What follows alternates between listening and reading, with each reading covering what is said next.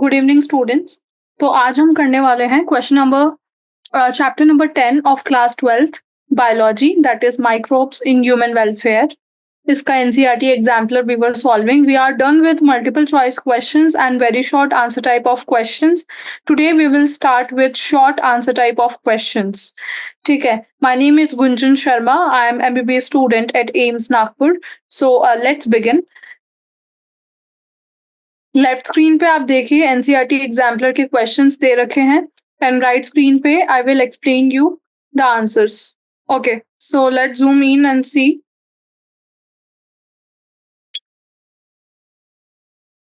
Short answer type of questions. First question is, why are flocks important in biological treatment of wastewater? Wastewater treatment हमने very short and MCQs दोनों में काफी बार पढ़ा। We have studied कि primary treatment होता है, secondary treatment होता है एंड टर्शियरी ट्रीटमेंट होता है। ठीक है, प्राइमरी ट्रीटमेंट को बोलते हैं फिजिकल ट्रीटमेंट, सेकेंडरी ट्रीटमेंट को बोलते हैं biological treatment and tertiary treatment को बोलते हैं जहाँ पे क्लोरीन वगैरह डाला जाता है, केमिकल ट्रीटमेंट। तो क्वेश्चन में बोला है बायोलॉजिकल ट्रीटमेंट के बारे में, तो इसमें बोला है कि फ्लॉक्स क्यों जरूरी होते हैं बायोलॉजिकल ट्रीटमेंट में। तो सेकेंडरी ट्रीटमेंट की बात हो रही है। और फ्लॉक्स, लेट मी टेल यू क्या होते हैं। फ्लॉक्स लिविंग ऑर्गेनिजम्स होते हैं, ठीक है, जो हम एरेशन टैंक में लिविंग ऑर्गेनिजम्स डाल के प्योरीफाई करते हैं, तो बाद में जो हमारा स्लज बचता है उस स्लज में भी काफी सारे लिविंग ऑर्गेनिजम्स चले जाते हैं, बैक्टीरिया, फंगस। तो ये बैक्टीरिया एंड फंगस दोनों मिलके, बैक्टीरिया प्लस फंगस दोनों मिलके मैश लाइक स्ट्रक्चर बना लेते हैं, ठीक है, जो फिल्ट्रेशन में काम आता है, प्योरिफिकेशन में काम आता है। तो उसी को फ्लॉक्स बोलते हैं। तो why they are important, let's talk about it. सबसे पहले तो you have to understand, see on your right screen, secondary and biological treatment क्या है। तो you have to define it. तो सेकेंडरी ट्रीटमेंट या फिर बायोलॉजिकल ट्रीटमेंट होता है to reduce the organic matter of the sewage. Reduction of organic matter is important before the sewage is discharged on into the water bodies, as this reduce the pollution potential of sewage. Biological oxygen demand, BOD, of the water has to be less for aquatic life to survive. Biological oxygen demand क्या होता है students? Biological oxygen demand actually वो oxygen होती है जो living organism जो भी पल रहे हैं एक वाटर बॉडी के अंदर या फिर पानी के अंदर, उनको नीडेड होती है, एक डिमांड होती है उनकी ऑक्सीजन की टू सर्वाइव। ठीक है, तो ये जो बीओडी होती है, अगर ये जितना ज्यादा होगा इसका मतलब ये है कि लिविंग ऑर्गेनिजम्स उतने ही ज्यादा हैं आपके वाटर बॉडी में, तो it has to be less, it has to be less. Okay, तो the secondary sewage treatment ensures the reduction of BOD, right. Secondary sewage जो ट्रीटमेंट होता है उसका मेन टारगेट होता है कि वो इस बीओडी को कम कर दे। बीओडी अगर कम हो गया तो अपने आप ही आपका जो पानी है वो और ज्यादा प्योरीफाई हो जाएगा। ठीक है, तो सिग्निफिकेंस फ्लॉक्स का क्या होता है। फ्लॉक्स जैसा कि मैंने बताया लिविंग ऑर्गेनिजम्स होते हैं, बैक्टीरिया प्लस फंगाई। तो during the secondary treatment of the sewage the primary effluent is aerated. Aerated मतलब उसमें ऑक्सीजन डाला जाता है। ठीक है, प्राइमरी इफ्लुएंट किसको बोलते हैं, जो प्राइमरी ट्रीटमेंट के बाद पानी बचता है उसको प्राइमरी इफ्लुएंट बोलते हैं।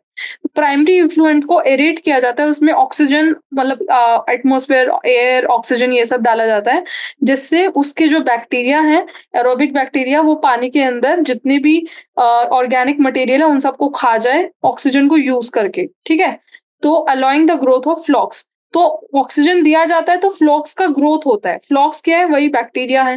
फ्लॉक्स consist of mainly small masses of aerobe bacteria, see I have written it, associated with filaments of aerobic fungi। तो मैंने बोला था यहाँ पे बैक्टीरिया प्लस फंजाई, तो वही है फ्लॉक्स। ठीक है, the aerobic organisms in the floc oxidize the organic matter in the primary effluent, reducing the BOD. तो एक चीज याद रखना, जो फ्लॉक्स होते हैं वो एरोबिक बैक्टीरिया प्लस फंजाई दोनों का कॉम्बिनेशन होता है। ये क्या करता है, जो भी एरेशन जब दिया जाता है तो ये दोनों मिलके ऑक्सीडाइज करते हैं ऑर्गेनिक मैटर को। ऑर्गेनिक मैटर को ऑक्सीडाइज का मतलब है ये दोनों मिलकर खा जाते हैं, ठीक है, प्राइमरी इफ्लुएंट के अंदर। और जैसे ही ऑर्गेनिक मैटर कम होता है पानी के अंदर तो बीओडी गिरता है, तो रिड्यूसिंग द बीओडी, इससे पानी प्योरीफाई होता है। तो that is the function of flocs and that is why flocs are important. I hope you are got it, you have understood the question. अब हम चलते हैं क्वेश्चन नंबर 2 पे। Let's see what is question number 2 is asking. Okay. Okay. So question number 2 is, how has the bacterium Bacillus thuringiensis, यहाँ पे एक bacteria की बात की है जिसका नाम है Bacillus thuringiensis, helped us in controlling caterpillars of insect pest. इसके अंदर ये पूछा है कि जो बैक्टीरिया है आपका Bacillus thuringiensis, उसने कैसे हमको हेल्प किया है टू कंट्रोल कैटरपिलर्स। कैटरपिलर्स क्या हैं? कैटरपिलर्स जो नए इंसेक्ट होते हैं जब वो जन्म देते हैं अपने बच्चों को, तो बच्चों को जन्म देने से पहले एक कैटरपिलर स्टेज आती है जिसके बाद इंसेक्ट्स बाहर निकलते हैं उस स्टेज से, तो that is called caterpillar stage. तो इसमें बोला है कि कैसे बैसिलस thuringiensis हेल्प करता है in controlling the caterpillars of insect pest. Insect pest क्या है? वो पेस्ट है जो आपकी फसल पे खाते हैं, ठीक है? वो पेस्ट होते हैं, वो इंसेक्ट होते हैं जो आपकी फसल को खा जाते हैं, that is called insect pest. तो इसमें बोला है कि ये जो बैक्टीरिया है बैसिलस thuringiensis, ये कैसे कंट्रोल करता है इंसेक्ट पेस्ट को। तो इसका आंसर आपको इसका एक्शन बता के बताना है कि इसका मोड ऑफ एक्शन क्या है। तो एक बार ये डायग्राम देख लीजिए, आपको डायग्राम देख के थोड़ा-सा क्लियर आइडिया हो जाएगा कि एग्ज़ैक्टली में क्या है। ओके।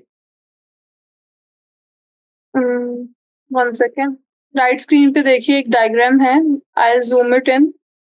या तो देखिए बीटी टॉक्सिन किसको बोला है? बैसिलस thuringiensis को बीटी बोलते हैं। तो सबसे पहले इनएक्टिव बीटी प्रोटॉक्सिन होता है, मतलब ये जो बैक्टीरिया है ये अभी एक्टिव नहीं हुआ है, ये इनएक्टिव है, तो इसको प्रोटॉक्सिन बोला है। टॉक्सिन क्यों बोला है? जो बैसिलस thuringiensis बैक्टीरिया होता है उसको हमने फ्रेगमेंट्स में डिवाइड करके टॉक्सिन मटेरियल बना दिया जो हम अपने फसल के ऊपर दवाई की तरह छिड़कते हैं, जिससे जो भी इंसेक्ट्स हमारी फसल को खाने वाले हैं वो मर जाते हैं, इसलिए टॉक्सिन का नाम दिया है। तो सबसे पहले ये जो होता है बीटी बैसिलस thuringiensis, ये इनएक्टिव होता है, ये काम नहीं करता है। इसको हमने फसल के ऊपर डाला। अब फसल के ऊपर कुछ कैटरपिलर्स होते हैं, ये आपने डायग्राम में जो ग्रीन कलर का देख रहे हो, ये कैटरपिलर कुछ ऐसा लंबा-सा दिखता है। एक्चुअली होता क्या है, ये जब नया इंसेक्ट जन्म लेता है, उससे पहले की जो स्टेज होती है, वो कैटरपिलर स्टेज होती है। इस कैटरपिलर स्टेज के बाद एक इंसेक्ट बनता है, तो ये उस कैटरपिलर स्टेज को डिपिक्ट कर रहा है। तो इस कैटरपिलर स्टेज का जो गट होता है, वो क्या होता है? अल्कलीन होता है। ठीक है, पीएच उसका 7 से ज़्यादा होता है, इसलिए अल्कलीन बोला है। तो जो इनएक्टिव बीटी प्रोटॉक्सिन होते हैं, जब ये फसल के ऊपर हम डालते हैं, तो ये इनके गट के अंदर चले जाते हैं, ठीक है? टॉक्सिन्स, और गट के अंदर होता है अल्कलीन पीएच। तो जो अल्कलीन पीएच होता है, वो इन टॉक्सिन को एक्टिव कर देता है, तो that will become active BT toxin. जो पिंक था वो इनएक्टिव था, अब रेड है वो एक्टिव हो गया है। और जैसे ही ये एक्टिव होता है, ये अंदर गट के अंदर जाते ही इनको वहीं से खत्म कर देते हैं। तो ये जो टॉक्सिन होते हैं, ये इनके लिए सच में टॉक्सिक मटेरियल होता है। देखो पहले ये कैटरपिलर खुश था, अब ये दुखी है क्योंकि ये मर गया है। ठीक है, तो ये बहुत ही सिंपल सा डायग्राम है, ये आप बना के भी आ सकते हो मोड ऑफ एक्शन के लिए।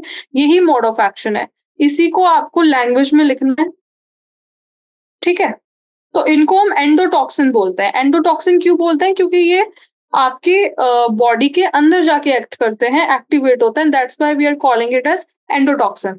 तो bacillus thuringiensis produces an insecticidal protein endotoxin that kills the caterpillar. Okay, caterpillar मैंने आपको बता ही दिया। देन मोड ऑफ एक्शन जो डायग्राम में था वही यहाँ पे लैंग्वेज में लिखना है। तो सबसे पहले हम लिखेंगे BT toxin is present in inactive form, right? Protoxins bacteria के अंदर इनएक्टिव फॉर्म की तरह होते हैं।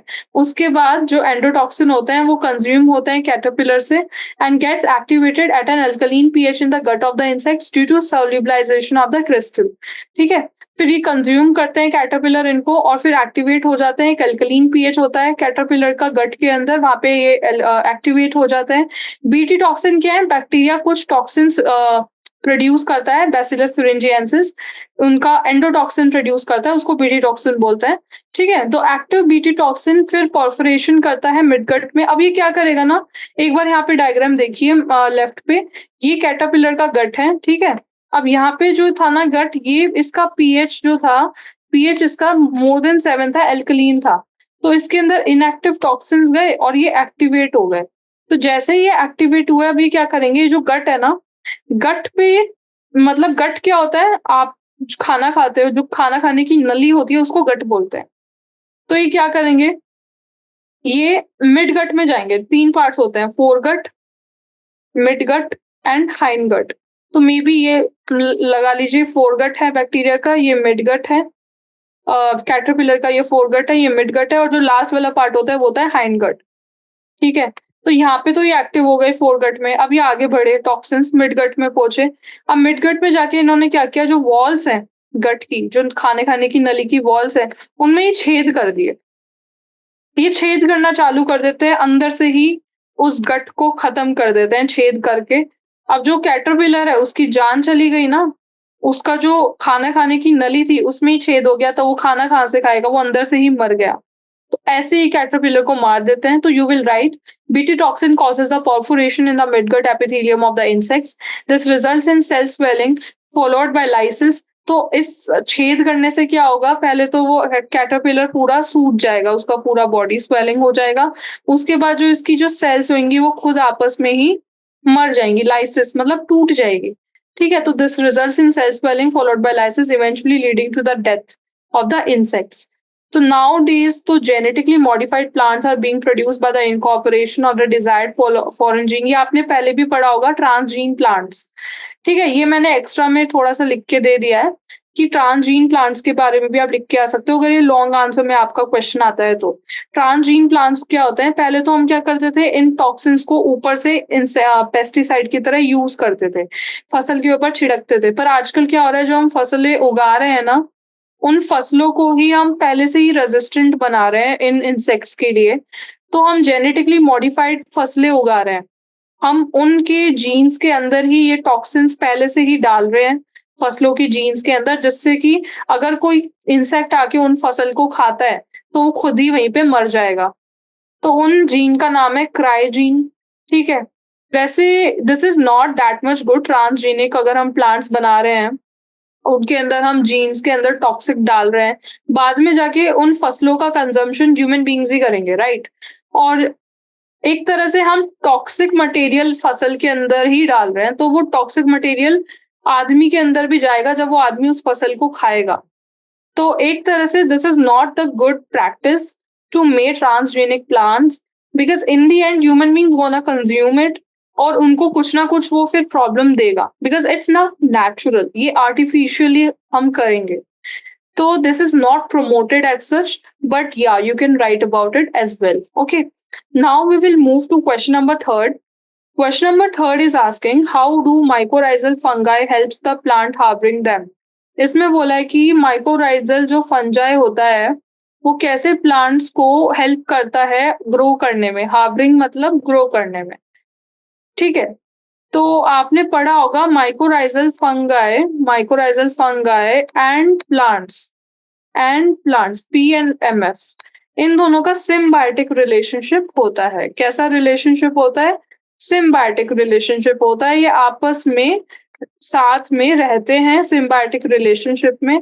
माइकोराइजल फंगाई जो होता है वो mostly roots of the plant में मिलता है, ठीक है? ये प्लांट को कुछ हेल्प करता है, प्लांट इसको कुछ हेल्प करता है, इसलिए इसको सिम्बायोटिक रिलेशनशिप बोलते हैं। तो क्वेश्चन में बस यही पूछा है कि क्या रिलेशनशिप है इनका, कैसे ये एक दूसरे को ग्रो करने में हेल्प करते हैं, तो आपको वही सब लिख के आना है। तो फर्स्ट पॉइंट तो देखो वही लिखा है जो मैंने अभी बताया, mycorrhiza are the symbiotic association of fungi with the roots of the plants. First point आपको यही लिखना है। फिर लिखा है बेनिफिट्स ऑफ द प्लांट। अब यहाँ पे लिखा है, क्वेश्चन में पूछा है कि माइकोराइजल फंजाई को क्या बेनिफिट हो रहा है। How do mycorrhizal fungi help the plant harbouring them.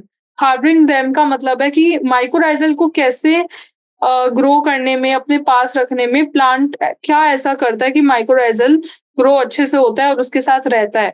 तो हमें इस क्वेश्चन के आंसर में वो बताना है कि प्लांट फंगाई को क्या देता है, ठीक है? तो फर्स्ट पॉइंट तो यही है कि जो फंगाई होता है वो फास्फोरस लेता है सॉइल से और उसको प्लांट को ट्रांसफर कर देता है। तो प्लांट जो होता है वो ग्रो होता है फास्फोरस मिनरल लेने के बाद। This association help the plant to develop resistance to root borne pathogens, और ऑल्सो जो भी प्लांट को खाने वाले पैथोजेंस होते हैं जो रूट के अंदर प्रेजेंट होते हैं ना, उन सबको भी रेजिस्ट कर देता है ये फंगाई, ठीक है? उनको खत्म कर देता है। तो सेकंड पॉइंट आप लिखोगे कि ये जो फंगाई होता है ये उन पैथोजेंस को रेजिस्ट कर देता है। फर्स्ट पॉइंट आप लिखोगे कि ये जो फंगाई है वो फास्फोरस लेने में हेल्प करेगा। एंड थर्ड पॉइंट है कि ये प्लांट को टॉलरेंट बनाएगा to drought and salinity. Drought और सैलिनिटी का मतलब है कि अगर आपातकालीन सिचुएशन आ जाए कि पानी ना हो, पानी ना मिले, ठीक है, सूखा पड़ जाए, तो उस टाइम पे भी ये जो फंगाई होता है ये प्लांट को हेल्प करता है। कैसे हेल्प करेगा? ये पहले से स्टोरेज में मिनरल्स रख देगा, फास्फोरस, सोडियम, ये सब, ठीक है। तो अगर पानी नहीं भी होता है तो बाद में जैसे-तैसे प्लांट थोड़ा बहुत चल जाएगा, अपना जीवन गुजार लेगा, क्योंकि ये फंगाई स्टोर करके रखेगा। एंड फोर्थ पॉइंट है, फंगाई के जो फिलामेंट्स होते हैं वो सरफेस एरिया बढ़ा देते हैं रूट के, जिससे एब्जॉर्प्शन बढ़ जाता है। तो ये सारे बेनिफिट हैं जो ये फंगस एक प्लांट को देता है, और इसकी हेल्प से प्लांट अपने आप को ग्रोथ और हार्बर करता है इस फंगस की हेल्प से, ठीक है। तो आपको आई गेस समझ आ गया होगा। ये तो मैंने बताया कि फंगाई प्लांट को क्या देता है। सिम्बायोटिक रिलेशनशिप का मतलब है कि अब प्लांट फंगस को भी कुछ ना कुछ दे रहा होगा बेनिफिट। तो यही बेनिफिट है, फंगस को रहने की जगह मिल जाती है, फंगस को खाना मिल जाता है, प्लांट खाना दे देता है, प्लांट उसको रहने के लिए छत दे देता है, ठीक है। तो ये सारे बेनिफिट्स हैं जो फंगस को मिलेंगे। नाउ हम आते हैं क्वेश्चन नंबर 4 पे। Why are cyanobacteria considered useful in paddy fields? Paddy fields क्या होते हैं? पैडी फील्ड्स देखिए मोस्टली चावल, बाजरा, इन सब की जो फसलें होती है ना, मोस्टली राइस, देखिए राइस के जो भी खेत होते हैं उनको पैडी फील्ड्स बोलते हैं। और साइनोबैक्टीरिया वहां पे यूजफुल होता है, ठीक है। बाजरा, राइस, मेज, बाजरा, चावल, इन सब के फील्ड में साइनोबैक्टीरिया यूजफुल होता है। और क्वेश्चन में बोला है क्यों यूजफुल होता है, तो वो सब हम देखेंगे, ठीक है। एक बार ये डायग्राम देख लीजिए, ये पैडी फील्ड आपको दिख रहा होगा, खेत दिख रहा होगा, ये बाजरा चावल के खेत है। और साइनोबैक्टीरिया क्या करता है, ये ऑर्गेनिक बायोमास ऑयल सॉइल को ऐड करता है, मतलब सॉइल को ये न्यूट्रिशियस बनाएगा। साइनोबैक्टीरिया ऑर्गेनिक बायोमास ऐड करेगा, that is a main function. Now we will see why are cyanobacteria considered useful in paddy fields. So cyanobacteria like Anabaena and Nostoc have been used as biofertilizers. Cyanobacteria जैसे anabaena और Nostoc, ये दो नाम आपको याद रखने हैं, anabaena and Nostoc, ठीक है। एनाबेना मैंने याद रखा था, एक मूवी आया था एनाबेला का, एक it was a horror movie, उससे याद रख लो आप Anabaena and Nostoc, ठीक है। तो cyanobacteria like Anabaena and Nostoc have been used as biofertilizers as they have specialized cells called heterocysts that can fix atmospheric nitrogen into absorbable forms. Okay, cyanobacteria जैसे anabaena और Nostoc ये क्या करते हैं, ये बायो फर्टिलाइजर की तरह काम करते हैं। कैसे? क्योंकि इनके पास कुछ ऐसी स्पेशलाइज्ड सेल्स होती हैं जिनको हम हेटेरोसिस्ट बोलते हैं, जो एटमॉस्फेरिक नाइट्रोजन को एब्जॉर्बेबल फॉर्म्स में बनाते हैं। मतलब देखो, एक प्लांट को ना नाइट्रोजन की बहुत जरूरत पड़ती है, प्लांट को नाइट्रोजन की नीड होती है फॉर न्यूट्रिशन, लेकिन जो नाइट्रोजन होता है ना आपका, वो मोस्टली एयर में होता है, गैस के फॉर्म पे, N2 एयर में होता है गैस के फॉर्म पे, और प्लांट डायरेक्टली गैस को एब्जॉर्ब करने की कैपेबिलिटी नहीं रखता है। तो वहां पे जो आपका साइनोबैक्टीरिया होता है वो काम में आता है, वो इस गैस को एब्जॉर्बेबल फॉर्म में कन्वर्ट कर देता है। अब ये जो एब्जॉर्बेबल फॉर्म में साइनोबैक्टीरिया ने इसको कन्वर्ट किया, अब वहां से प्लांट इसको आसानी से एब्जॉर्ब कर लेगा। तो ये चीज आपको समझने की जरूरत है, ऐसे साइनोबैक्टीरिया हेल्प करता है। तो रोल पैडी फील्ड्स में क्या है वो एक बार देखेंगे। तो they are use mainly in waterlog paddy fields, क्योंकि ऑर्गेनिजम्स और एटमॉस्फेरिक नाइट्रोजन को फिक्स करते हैं, तो ये इंक्रीज करता है सॉइल का फर्टिलिटी, जो ग्रोथ एंड प्लांट का ग्रोथ बढ़ाता है और ईल्ड भी बढ़ाता है। तो फर्स्ट पॉइंट तो आप यही लिख के आओगे कि ये एटमॉस्फेरिक नाइट्रोजन को फिक्सेशन करता है, जिससे सॉइल की फर्टिलिटी बढ़ जाती है, ठीक है। उससे ग्रोथ भी बढ़ेगी और ईल्ड भी बढ़ेगी पैडी फील्ड की। और दूसरा पॉइंट आप लिखोगे कि ये ऑर्गेनिक बायोमास को ऐड करता है सॉइल में, जिससे सॉइल की फर्टिलिटी बढ़ जाती है। ऑर्गेनिक बायोमास को सॉइल के अंदर ये ऐड करता है, क्या ऐड करता है, ये जो साइनोबैक्टीरियाज होते हैं ये ऑर्गेनिक बायोमास को ऐड करेंगे सॉइल के अंदर, जिससे सॉइल की फर्टिलिटी बढ़ती है, ठीक है। तो that is the main function of cyanobacteria in paddy fields. अब हम देखेंगे क्वेश्चन नंबर आपका, question number 5th। Question number 5 बोल रहा है हाउ वाज पेनिसिलिन डिस्कवर्ड। अब इसमें थोड़ा सा हिस्ट्री में जाना होगा, तो वो एक बार मैं आपको समझाती हूँ कि पेनिसिलिन का डिस्कवरी कैसे हुआ था। हिस्ट्री की बात, हिस्ट्री पूछा है यहाँ पे, ठीक है। या तो देखिए 1928 की बात है। 19 लेफ्ट स्क्रीन पे देखिए, 1928 की बात है। ये आप याद रखना ना, एक साइंटिस्ट साइंटिस्ट होते थे अलेक्जेंडर फ्लेमिंग नाम के। अलेक्जेंडर फ्लेमिंग नाम के एक साइंटिस्ट थे। तो वो क्या कर रहे थे ना, एक बैक्टीरिया होता है स्टेफाइलोकोकस नाम का, स्टैफ उसको शॉर्ट में बोलते हैं। इस बैक्टीरिया के ऊपर वो साइंटिस्ट रिसर्च कर रहे थे, एक्सपेरिमेंट्स कर रहे थे, ठीक है, एक्सपेरिमेंट्स कर रहे थे इस बैक्टीरिया के ऊपर। तो इन्होंने क्या किया, एक दिन एक पेट्री डिश होती है, पेट्री डिश का मतलब होता है कि कल्चर प्लेट लगा लीजिए जिसके ऊपर हम बैक्टीरिया को रखते हैं, ठीक है। तो वो एक दिन ना साफ करना भूल गए इसको, और उन्होंने इसको रख दिया, ठीक है, बिना साफ करे ही रख दिया, अनवॉश रख दिया। तो इस पेट्री डिश पे क्या था, पेट्री डिश पे कुछ मूल्ड थे। मूल्ड का क्या मतलब होता है, मूल्ड का मतलब होता है जैसे फंगस या ईस्ट, ये सब थे इस पे। और वो जो साइंटिस्ट थे अलेक्जेंडर फ्लेमिंग इसको साफ करना भूल गए। तो क्या हुआ, जो मोल्ड था ना, उस मोल्ड के आसपास का रीजन तो क्लियर था, कोई भी बैक्टीरियल कॉलोनीज थी नहीं। इस मोल्ड के आसपास का जो रीजन था ये एकदम क्लियर था, यहाँ पे कोई कॉलोनीज नहीं थी बैक्टीरिया की पेट्री डिश पे, ठीक है।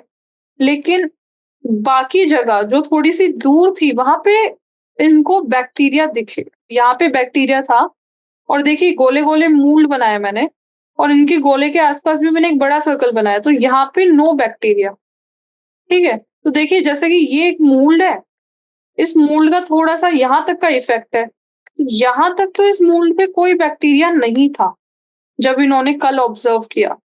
लेकिन अगल बगल वहां पे बैक्टीरिया थे जहाँ पे मूल्ड नहीं था। और जो मूल्ड था मैंने जैसा कि बताया वो फंगस ही होते हैं, है ना। तो इन्होंने फिर कंक्लूड किया कि ये जो मूल्ड फंगस थी ना, इन्होंने केमिकल रिलीज कर रखा था जिसका नाम था पेनिसिलिन। क्या नाम था, पेनिसिलिन नाम था इस केमिकल का, जो ये मूल्ड रिलीज कर रहे थे कंटिन्यूअसली। और इस केमिकल की वजह से ही आसपास कोई बैक्टीरिया दिखाई भी नहीं दे रहे थे।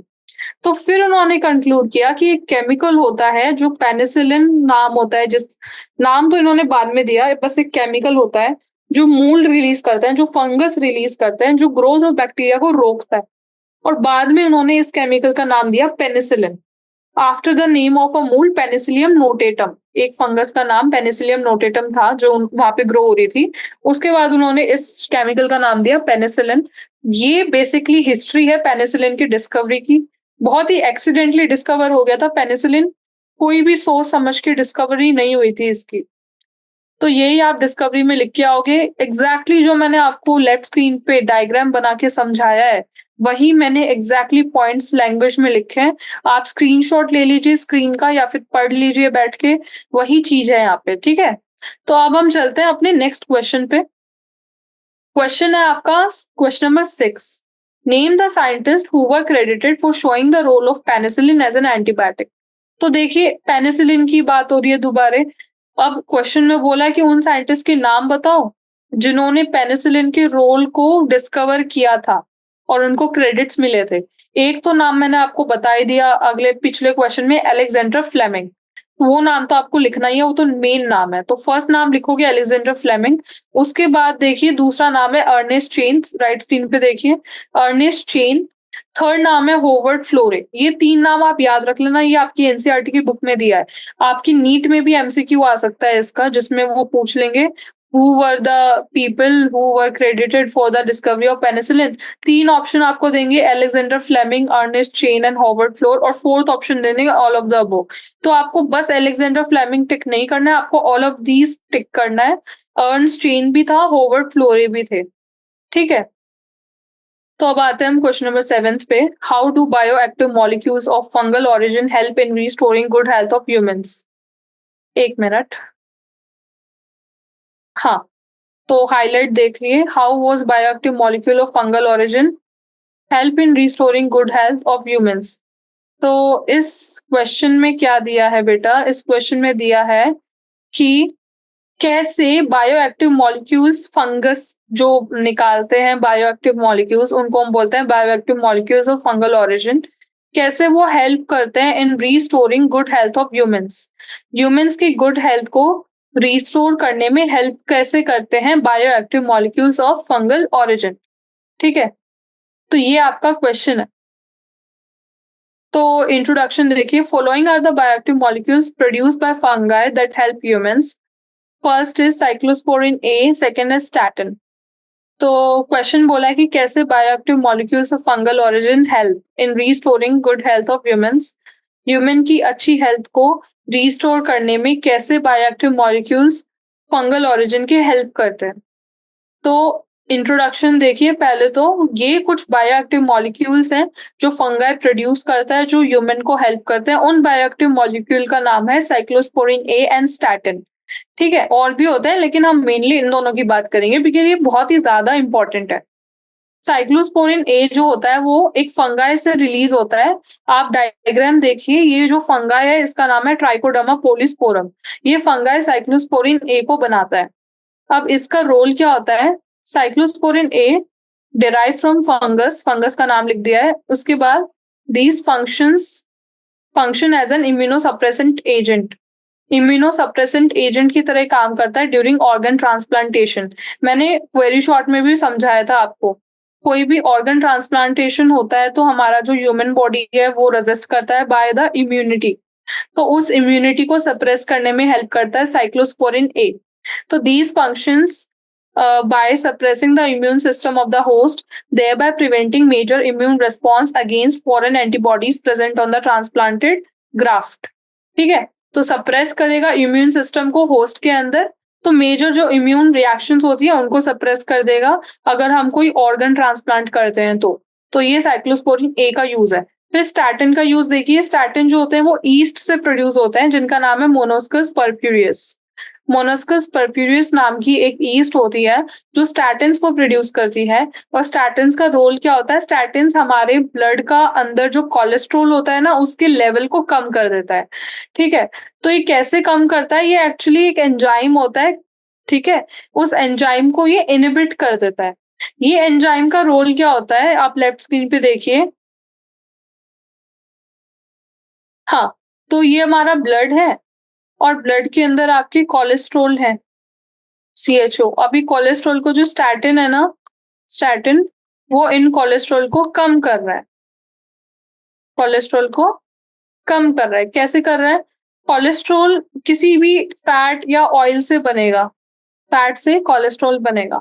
तो एक एंजाइम होगा जो इस कोलेस्ट्रॉल को बनाने में हेल्प करेगा। यहाँ पे एक एंजाइम होगा। तो ये एंजाइम जो होता है ये कोलेस्ट्रॉल बनाने में हेल्प करता है। तो इस एंजाइम को ही स्टैटिन्स इनहिबिट कर देते हैं, इनके फंक्शन को इनहिबिट कर देंगे। तो जिससे कि कोलेस्ट्रॉल नहीं बनेगा फैट या ऑयल से। तो स्टैटिन्स मोनोस्कस परप्यूरियस प्रोड्यूस करेगा। स्टैटिन इनहिबिटर होगा ऑफ द एंजाइम जो कैटालाइज करता है biosynthesis of cholesterol. As a result statin help in lowering the blood cholesterol levels. ठीक है, अब आते हैं हम नेक्स्ट क्वेश्चन पे जो आपका है question number 8। There are so many questions in this chapter, but each question is important. तो आपको सारे questions बराबर करने हैं। क्वेश्चन नंबर 8 आपका जो है वो बोल रहा है कि what roles do enzymes play in detergents? मैं हाईलाइट करके दिखाती हूँ so that you can see properly what roles। हाँ, तो what roles do enzymes play in detergents? Detergents के अंदर क्या रोल है जो एंजाइम प्ले करते हैं जो हम यूज करते हैं क्लोथ्स को धोने के लिए। Are these enzymes produce from some unique micro organisms? तो देखिए, जो भी हम डिटर्जेंट्स वगैरह यूज करते हैं जैसे टाइड हो गया, है ना, सर्फ एक्सेल हो गया, जो हम कपड़े धोने के लिए डिटर्जेंट्स यूज करते हैं, उन डिटर्जेंट्स के अंदर कुछ एंजाइम्स होता है। ठीक है, तो क्वेश्चन में बोला है कि ये जो एंजाइम्स होते हैं ये ऐसा क्या रोल प्ले करते हैं इन डिटर्जेंट्स जो कपड़े धोने में मदद करता है, और क्या ये एंजाइम कोई ऑर्गेनिज्म बनाते हैं? तो ये आपका क्वेश्चन है। तो देखिए, एंजाइम्स का नाम है लाइपेज, ठीक है, फर्स्ट ऑफ ऑल। और लाइपेज भी सही बात है, बैक्टीरिया वगैरह ही बनाते हैं, माइक्रो ऑर्गेनिजम्स ही बनाते हैं। तो हम उन माइक्रो ऑर्गेनिजम्स के नाम बताएंगे और ये लाइपेज क्या करता है वो बताएंगे। जैसा कि आपने नाम में सुना है लाइपेज, नाम से ही पता चल रहा होगा लाइपेज, LIPASE, लाइपेज। लाइपेज मतलब लिप से तो हो गया लिपिड, है ना? ऑयल डस्ट वगैरह जो भी हमारे कपड़ों पे गिर जाती है, ऑयल, लिपिड, वो सब लिपिड डस्ट होती है, जो भी ऑयली होती है डस्ट। क्योंकि बाकी डस्ट तो निकल जाती है, बस जो ऑयली डस्ट होती है वही कपड़ों से नहीं निकलती आसानी से, तो उनको बोलेंगे लिपिड डस्ट। और एज होता है तोड़ना। तो ये लाइपेज एंजाइम क्या करता है ना, इन लिपिड्स को तोड़ देता है, it will break down these lipids, और इसलिए कपड़े साफ हो जाते हैं। ये लाइपेज एंजाइम होता है जो आपके डिटर्जेंट्स के लिए हेल्प करता है, उनके अंदर होता है। तो देखिए ये वही लिखा है, lipase digest the lipid molecules that make up the oily stains, they are broken down into their constituents fatty acids and glycerol. Okay, ये जो लाइपेज होता है ये डाइजेस्ट करता है मॉलिक्यूल्स को जो ऑयली स्टेन बनाते हैं, ये ब्रोकन डाउन कर देता है इन लिपिड मॉलिक्यूल्स को into their constituents fatty acids and glycerol. जो सर्फेक्टेंट होता है डिटर्जेंट के अंदर वो अटैच होता है स्टेन से, ठीक है, एंड रिमूव करता है क्लोथ से। और जो भी स्टेन होता है आपकी क्लोथ के ऊपर, उस पे जाके सर्फेक्टेंट नाम की एक चीज होती है डिटर्जेंट के अंदर, वो अटैच कर जाती है और फिर उस स्टेन को ये रिमूव कर देता है क्लोथिंग से।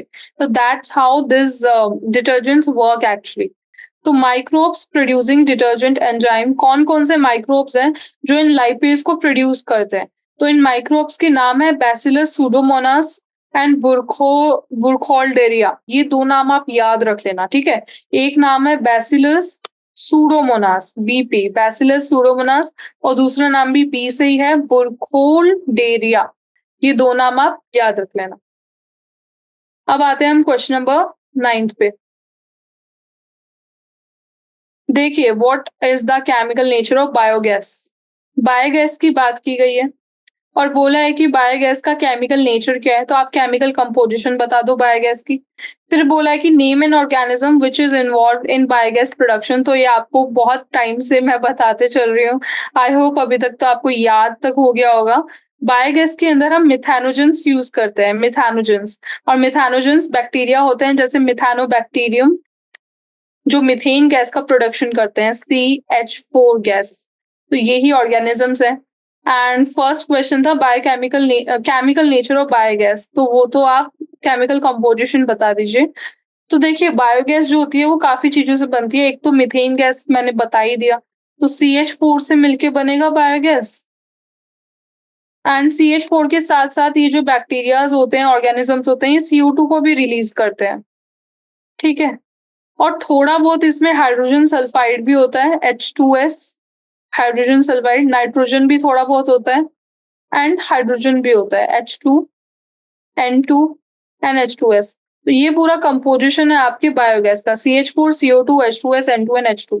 तो यही मैंने यहाँ पे लिखा, the major component of biogas is methane and carbon dioxide. और ये जो मीथेन कार्बन डाइऑक्साइड है ये लार्ज अमाउंट में है, तो इसको मेजर कंपोनेंट बोलोगे। H2S, N2 and H2 little amount में होता है, तो little amount of hydrogen sulphide, nitrogen and hydrogen is also present. तो ये आप कंपोनेंट्स लिख के आओगे। उसके बाद है ऑर्गेनिज्म बताइए जो बायोगैस को प्रोड्यूस करने में हेल्प करता है। तो वो ऑर्गेनिजम्स है मिथानोजेंस। मिथानोजेंस में आएंगे आपके मिथानोबैक्टीरियम। ये आपके कैटल के रुमेन में प्रेजेंट होते हैं, हमने पहले भी डायग्राम देखा था कैटल के रुमेन का, ठीक है। तो ये क्या करते हैं ना, ये कैटल के रुमेन में होते हैं, तो कैटल का जो डंग होता है, वेस्ट मटेरियल होता है, उनके अंदर भी ये आ जाते हैं और उस डंग को हम हेल्प में लेते हैं टू प्रोड्यूस बायोगैस, ठीक है। तो ये as a consequence the dung of the cattle is a rich source of these methanogens. The dung is used in the production of biogas. तो यही बस आपको लिख के आना है। ये मिथानोबैक्टीरियम देखिए कुछ ऐसा होता है, राइट स्क्रीन पे ऐसा कुछ होता है। ओके, चलिए अब आते हैं हम आपके नेक्स्ट क्वेश्चन पे, which is question number 10th। Okay. Question number 10, students. It is saying, how do microbes reduce the environmental degradation caused by chemicals? तो क्वेश्चन नंबर 10 बोल रहा है कि माइक्रोब कैसे हेल्प करते हैं इन रिड्यूसिंग एनवायरमेंटल डिग्रेडेशन जो केमिकल्स करते हैं। कुछ केमिकल्स होते हैं जो हमारे एनवायरमेंट जो होता है, हमारा जो वातावरण होता है, आसपास का नेचर होता है, उसको डिग्रेड करता है। लेकिन जैसे ही ये जो डिग्रेडेशन होते हैं केमिकल से, वो हमारे लिविंग ऑर्गेनिज्म जो छोटे-छोटे माइक्रो ऑर्गेनिजम्स हैं, वो इस डिग्रेडेशन को कम करते हैं। मतलब बेसिकली हमारे नेचर को बचाते हैं। क्वेश्चन में बोला है वो कैसे करते हैं?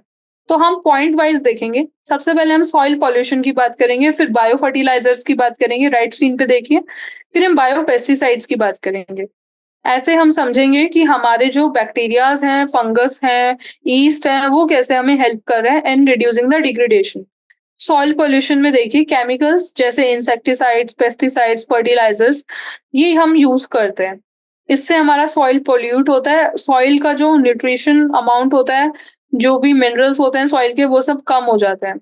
लेकिन अगर हम बायोलॉजिकल मेथड यूज करें टू इंक्रीज सॉइल फर्टिलिटी, तो वो इसको इंक्रीज करेगा सॉइल की फर्टिलिटी को, बायोलॉजिकल मेथड्स, और इन केमिकल की तरह भी हेल्प करेगा। जैसे हमने बायो पेस्टिसाइड्स का हमने नाम सुना था, अभी ऊपर हमने पढ़ा भी था।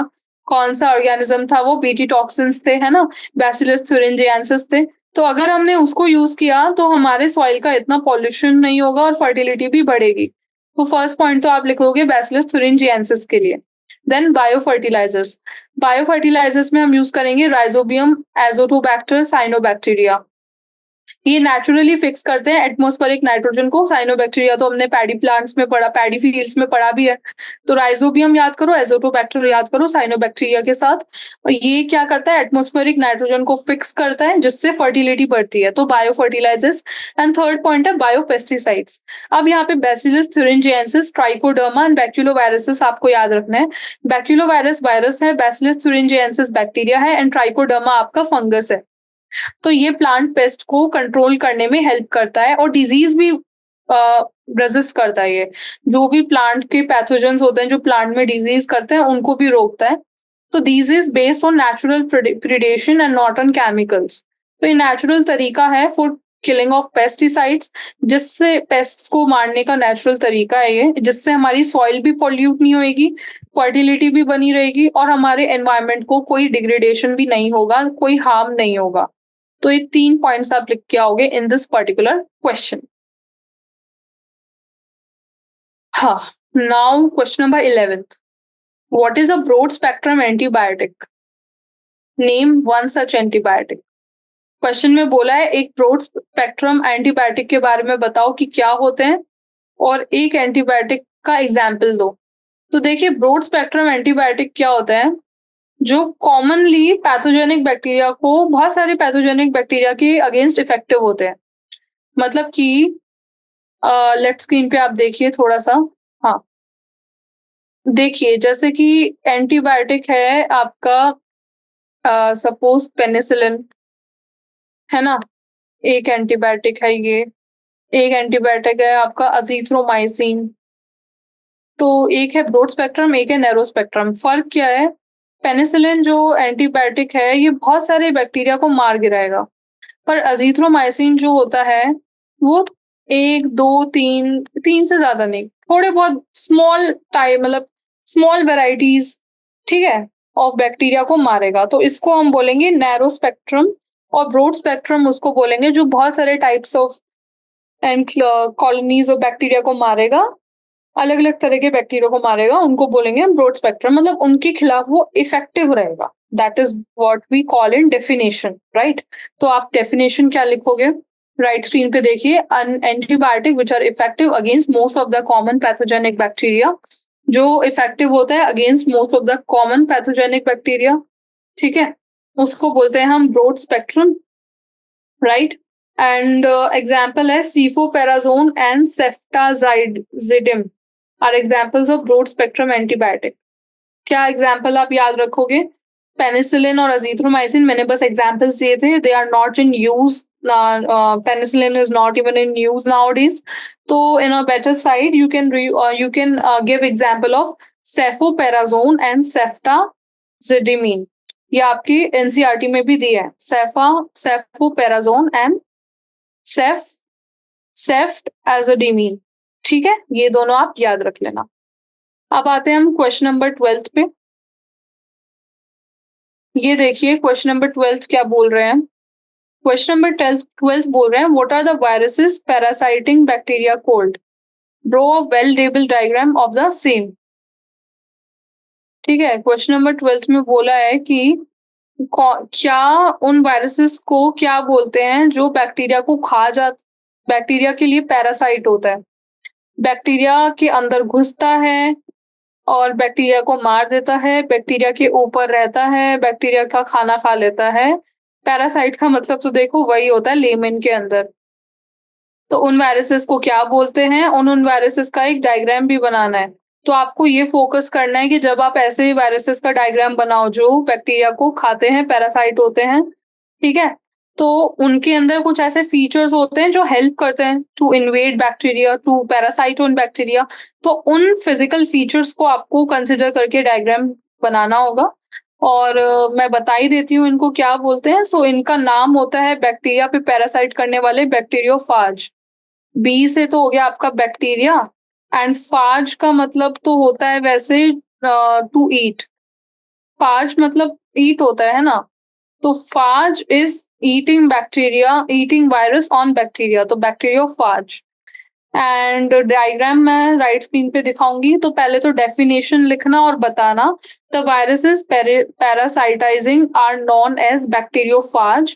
The bacteriophage attacks the bacteria and they infect and replicate within the bacteria. ठीक है, तो इनको तो बैक्टीरियोफाज बोलते हैं जो वायरस पैरासाइटाइज करते हैं बैक्टीरिया को।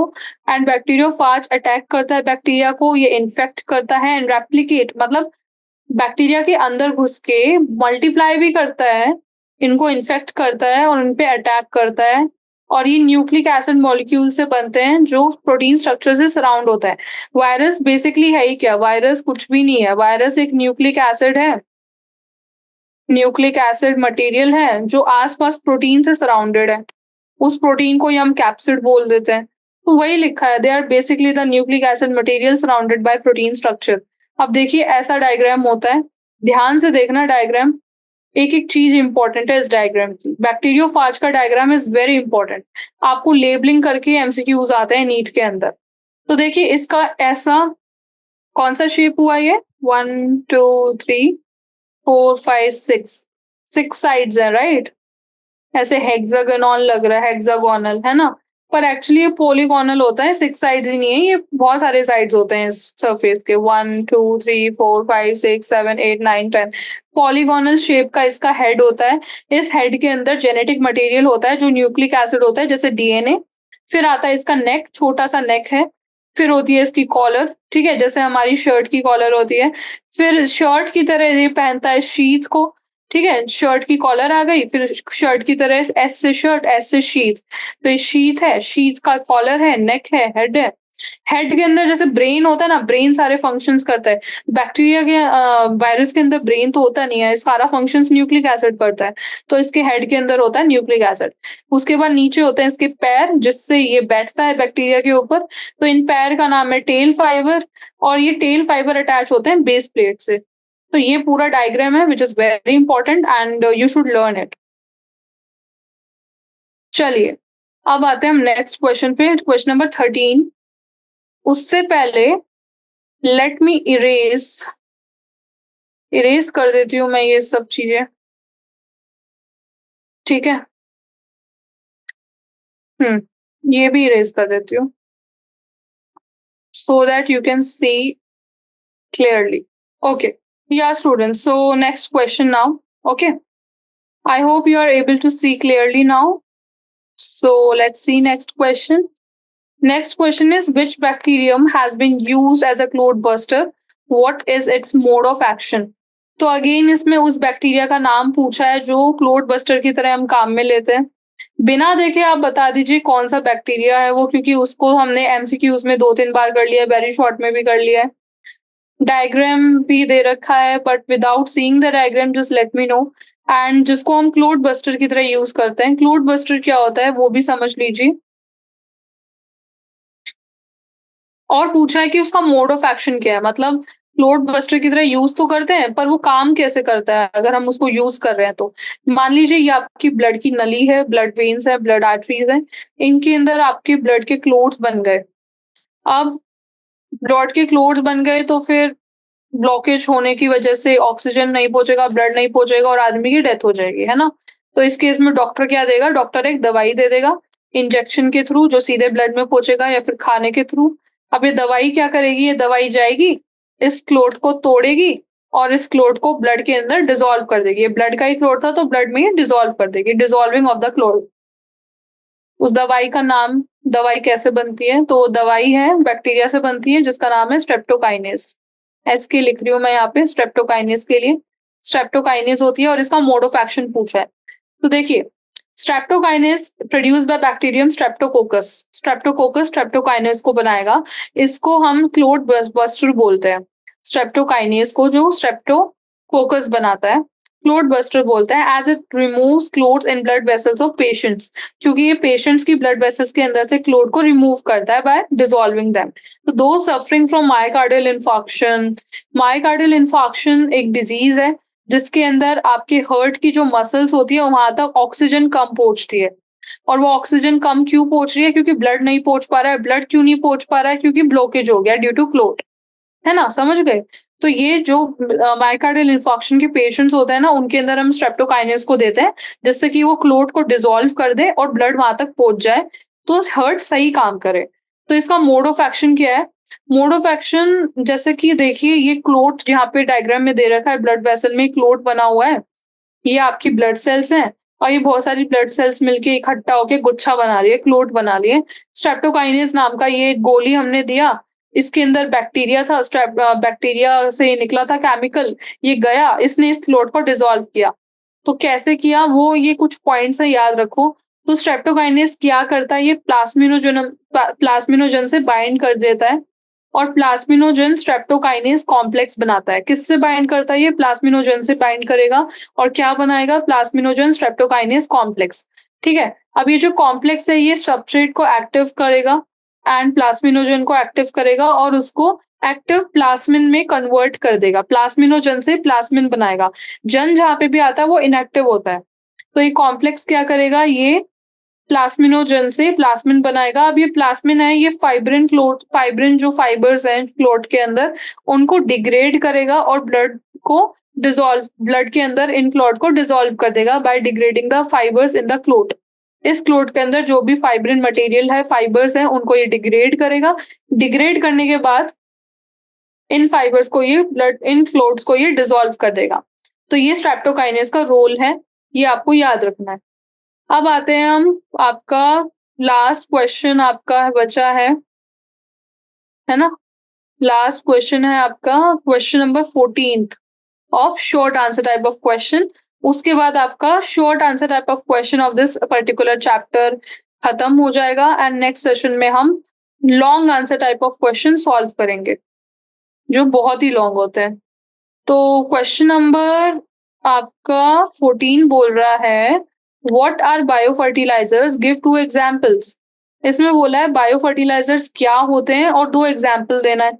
ये हमने पहले भी एक छोटे से पॉइंट में पढ़ा था जब मैंने आपको बायो फर्टिलाइजर का ये वाला 2 लाइंस का पॉइंट बताया था। तो मैंने आपको कुछ नाम याद करवाए थे, राइजोबियम, एजिटोबैक्टर, साइनोबैक्टीरिया। और साइनोबैक्टीरिया में भी मैंने आपको 2 नाम याद कराए थे, एनाबेना एंड नोस्टोक, है ना?